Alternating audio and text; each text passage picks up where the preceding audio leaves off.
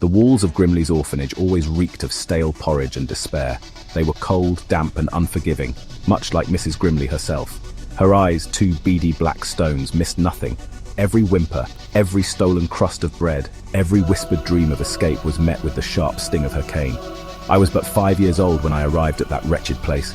They called me Ash, though I doubt anyone cared to remember my true name.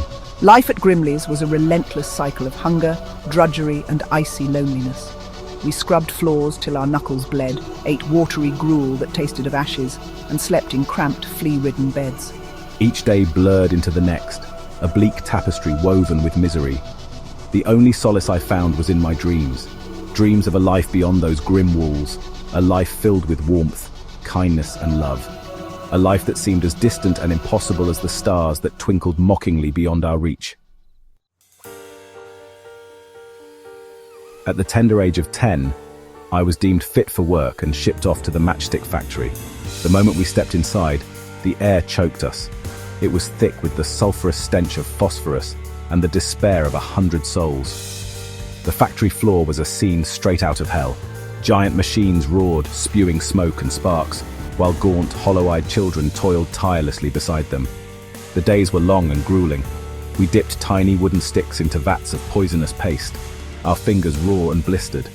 The phosphorus ate away at our skin, our bones, our very souls. Many succumbed to the phossy jaw, their faces rotting from the inside. One day, amidst the deafening clamor and choking fumes, a spark ignited a pile of wood shavings. Panic erupted as flames engulfed the factory floor. Screams pierced the air as children and workers alike scrambled for the exits. In the chaos, I saw a chance, a flicker of hope amidst the inferno. I slipped away from the panicked throng, my heart pounding in my chest. I ran blindly, my lungs burning until I burst free from the fiery maw of the factory. The London streets were a labyrinth of cobblestones and shadows. Lost and alone, I wandered aimlessly, my stomach gnawing with hunger. I was but a stray dog, scavenging for scraps in a city that cared nothing for the likes of me. It was then that I met Lark. She found me huddled in a doorway, shivering in the biting wind. With her quick wit and even quicker fingers, Lark was a master of her trade. A pickpocket who could lighten a gentleman's purse before he even knew what hit him. She took me under her wing, teaching me the art of stealth, misdirection, and sleight of hand.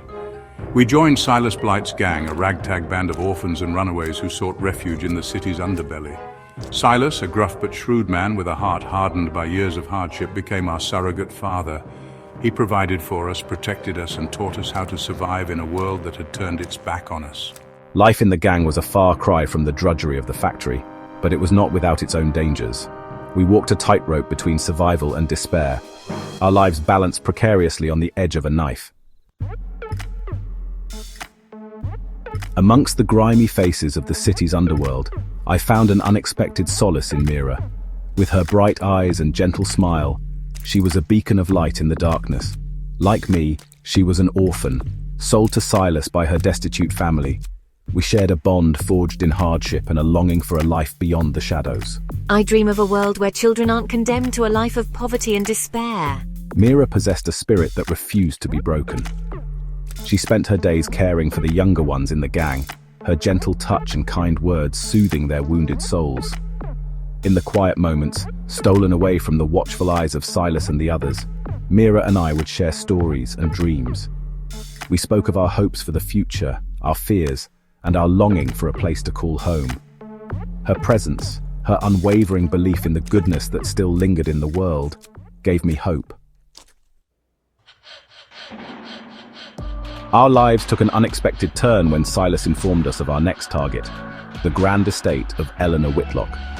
A wealthy widow known for her philanthropy, Mrs. Whitlock was a recluse, her heart heavy with the recent loss of her husband and only son. A gilded cage, eh? Priceless artifacts, glittering jewels, and a safe overflowing with gold.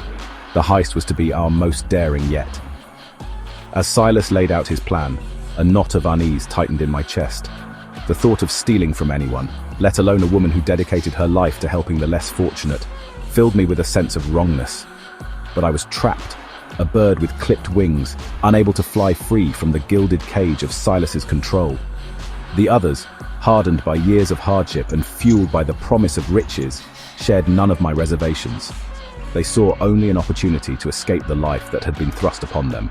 Even Lark, my confidant, my partner in crime, seemed blinded by the allure of gold. The night of the heist arrived, cloaked in a veil of mist and shadows. We crept through the grounds of the Whitlock estate, our footsteps muffled by the dew-laden grass. As we neared the house, a sense of foreboding washed over me. My heart pounded in my chest, a drumbeat of fear and uncertainty. Inside, the house was eerily silent. Silas led us through darkened corridors, his footsteps sure and silent. We reached the study, its walls lined with bookshelves, a fire crackling softly in the hearth. As Silas worked on the safe, I found myself drawn to a portrait above the mantelpiece. It depicted a young boy with laughing eyes and a mischievous grin, his arms wrapped around a scruffy-looking dog. Beneath the portrait sat a small silver-framed photograph. My breath hitched in my throat. The boy in the photograph was none other than me, or rather, the boy I once was, before fate had ripped me away from everything I held dear. The boy in the photograph was named Alastair, the son of Edward and Eleanor Whitlock.